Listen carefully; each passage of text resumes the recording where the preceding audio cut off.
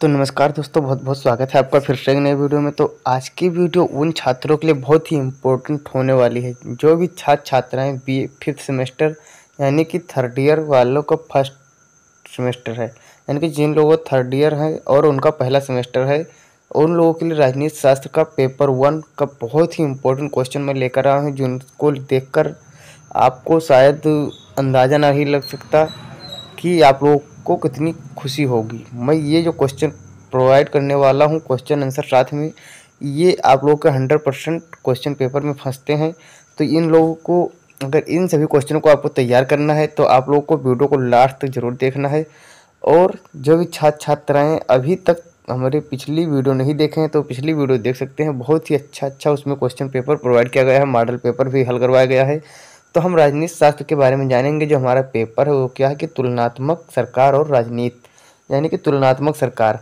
तो तुलनात्मक सरकार एक पेपर का टाइटल है। तो उसमें हम लोग कुछ जो इम्पोर्टेंट क्वेश्चन है चैप्टर 1 से यानी यूनिट 1 से वो हम पढ़ने वाले हैं। और यदि इतना आप पढ़ लेते हैं तो आपके 8 से 10 नंबर एकदम पक्के हो जाएंगे। यहाँ पर यूनिवर्सिटी कुछ दी गई हैं, इतनी यूनिवर्सिटियों के लिए ये क्वेश्चन पेपर वैलिड है, यानी कि इतने यूनिवर्सिटियों में ये सिलेबस पढ़ाया जाता है। तो आप लोग यदि इन सभी यूनिवर्सिटियों से हैं तो आप लोग अच्छे से तैयारी कर सकते हैं। तो चलिए बिना देरी किए हम लोग बढ़ते हैं अपने क्वेश्चंस की तरफ और देखते हैं क्या क्या हमें पढ़ना रहेगा। तो हमें सबसे पहले क्या पढ़ना है, तुलनात्मक राजनीति की प्रकृति। तो यहाँ पर आप लोग देख सकते हैं कि तुलनात्मक राजनीति की प्रकृति क्या है। तो तुलनात्मक राजनीति की प्रकृति विभिन्न देशों के राजनीतिक प्रणालियों, संस्थाओं और प्रक्रियाओं का तुलनात्मक अध्ययन करना है। इसका उद्देश्य विभिन्न राजनीतिक व्यवस्थाओं के बीच समानताएं और भिन्नताएं पहचानना, उनके कार्यप्रणालियों का विश्लेषण करना और उनके प्रभावों को समझना है। यह राजनीति विज्ञान का एक महत्वपूर्ण क्षेत्र है जो व्यापक दृष्टिकोण प्रदान करता है। तो ये हो गया हमारा क्या, तुलनात्मक राजनीति की प्रकृति। और आगे देखते हैं हम लोग कि समाजवाद का अर्थ, आखिर समाजवाद है क्या। तो समाजवाद एक आर्थिक और राजनीतिक सिद्धांत है जिसका उद्देश्य संसाधनों और संपत्ति का समान वितरण सुनिश्चित करना है।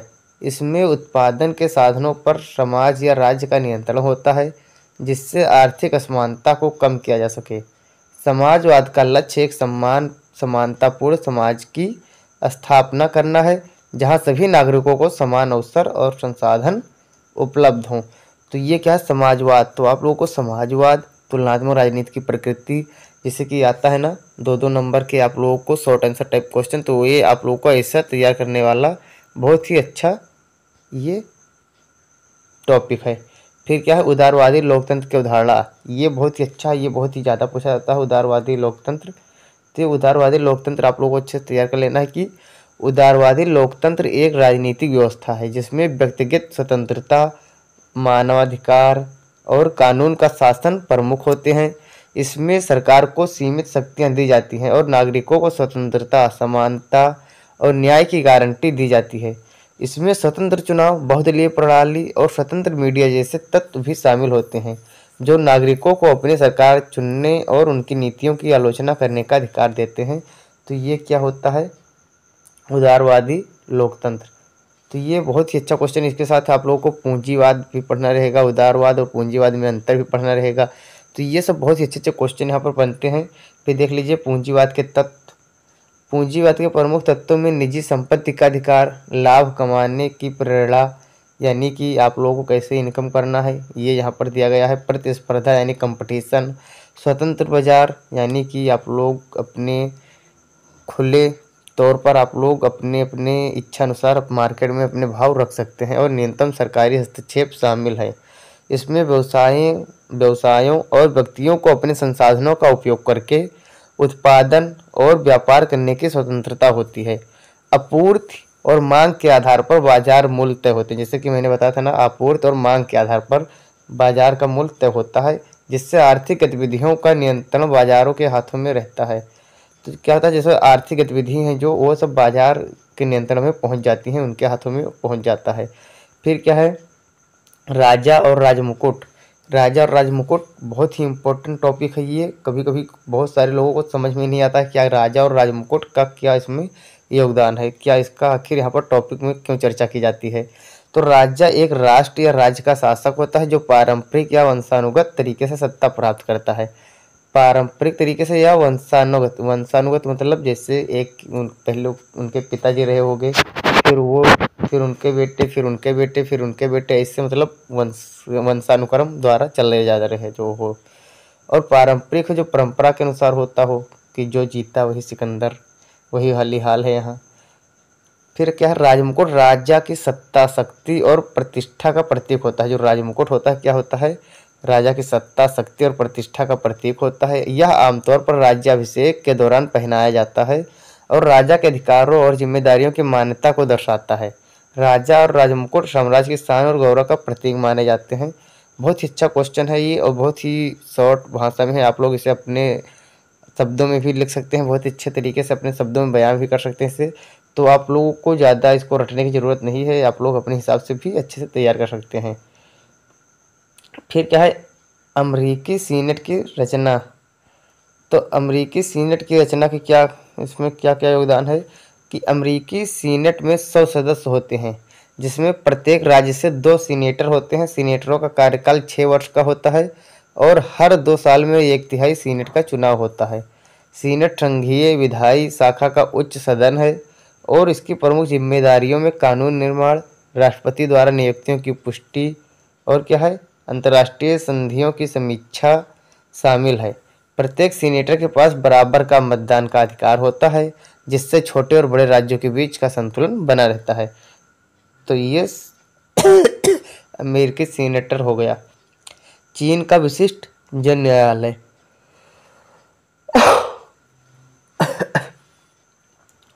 जो चीन का विशिष्ट जन न्यायालय क्या है, the special people's court of China.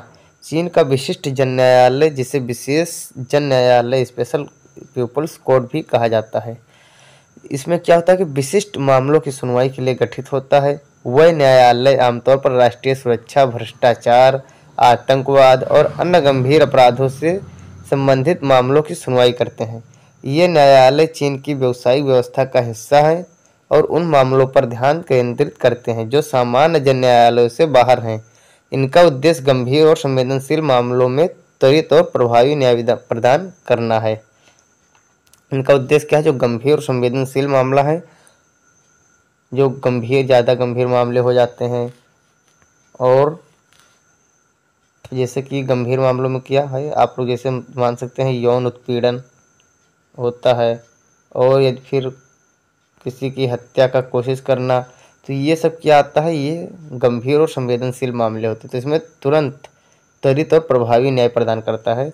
फिर क्या, स्विट्जरलैंड की बहुल कार्यपालिका।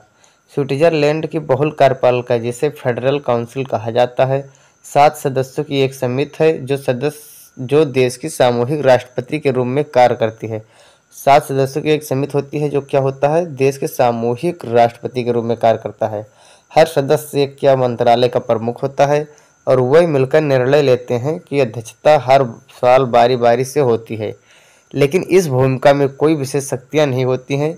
यह प्रणाली सत्ता के विकेंद्रीकरण और संतुलन को बनाए रखने के लिए बनाई गई है। तो दोस्तों ये है स्विट्जरलैंड के बहुल कार्यपालिका।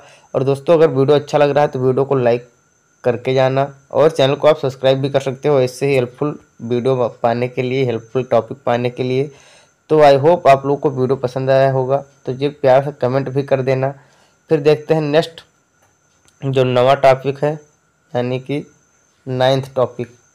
9th, तुलनात्मक राजनीति का क्षेत्र। तुलनात्मक राजनीति के क्षेत्र आखिर क्या है, तुलनात्मक राजनीति का क्षेत्र क्या है भैया बताओ तनी। तुलनात्मक राजनीति का क्षेत्र विभिन्न देशों की राजनीतिक प्रणालियों, संस्थाओं और प्रक्रियाओं का तुलनात्मक अध्ययन करता है। इसका उद्देश्य राजनीतिक व्यवहार, सरकारों के प्रकार, नीतियों और शासन की प्रभावशीलता का विश्लेषण करना है। इसमें लोकतंत्र, अधिनायकवाद, चुनाव प्रणाली, राजनीतिक दल, सार्वजनिक नीतियाँ और सामाजिक आर्थिक कारकों का अध्ययन शामिल है। तुलनात्मक राजनीति के माध्यम से वैश्विक राजनीति की विविधता और राजनीतिक विकास के पैटर्न को समझने की कोशिश की जाती है।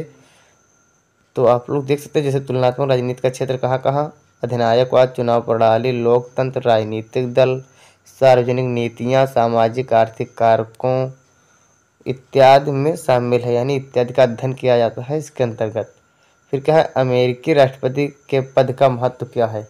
तो अमेरिकी राष्ट्रपति का पद दुनिया के सबसे प्रभावशाली पदों में से एक है। राष्ट्रपति देश की कार्यपालिका का मुखिया होता है और अमेरिकी सेना का सर्वोच्च कमांडर भी है। वह नीतियों और कानूनों के निर्माण, अंतर्राष्ट्रीय संबंधों और वैश्विक निर्णयों में महत्वपूर्ण भूमिका निभाता है। अमेरिकी राष्ट्रपति के निर्णय न केवल देश पर बल्कि वैश्विक राजनीति और अर्थव्यवस्था पर भी गहरा प्रभाव डालते हैं। जैसे कि अभी आप लोगों ने देखा होगा, डोनाल्ड ट्रंप फिर से बन चुके हैं अमेरिका के राष्ट्रपति। तो फिर क्या है, इस पद की व्यापक शक्ति और जिम्मेदारी से अत्यंत महत्वपूर्ण बनाती है। तो ये था हमारा राजनीति शास्त्र यानी पॉलिटिकल साइंस का कुछ इम्पोर्टेंट क्वेश्चन। तो ये आप लोगों को पता होगा कि ये बहुत ही इम्पोर्टेंट है, इसे आप लोग अच्छे से तैयार कर लेना। और इसी के साथ आप लोगों से फिर से एक बार रिक्वेस्ट है कि आप लोग वीडियो को लाइक कर देना। चलिए मिलते हैं नेक्स्ट वीडियो में, तब तक के लिए जय हिंद, जय भारत।